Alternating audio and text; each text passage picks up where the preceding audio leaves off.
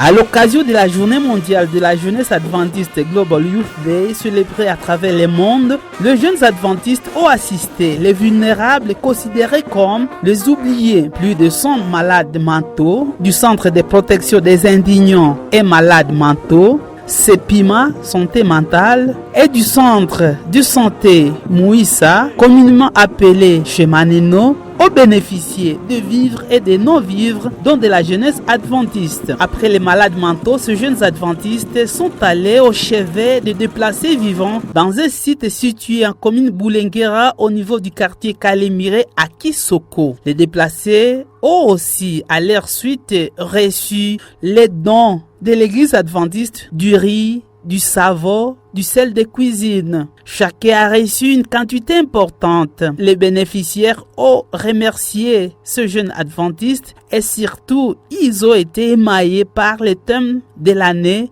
aimer les oubliés. Madame Lydie Iana, psychologue au CEPIMA santé mentale, loue le courage de la jeunesse adventiste. Ok, merci, nous disons merci. Ils étaient venus avec de sachets contenant beaucoup de vivres.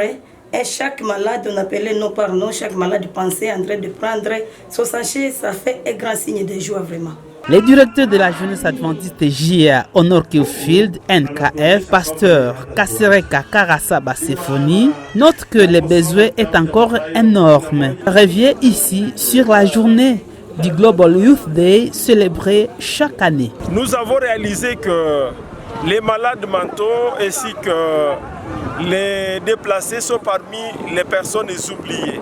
Alors que notre thème du jour s'est focalisé sur, s'intitule « Aimer les oubliés », nous avons pensé qu'il faut que nous puissions assister effectivement les malades mentaux, notamment au centre CEPIMA et au centre de santé Mouissa, mais aussi venir aussi aider ces autres ici qui sont des déplacés à Mutsanga. Nous avons trouvé qu'il y a des personnes qui souffrent effectivement et nous sommes dit que Dieu aidant, il ne faut pas que ça soit la dernière occasion.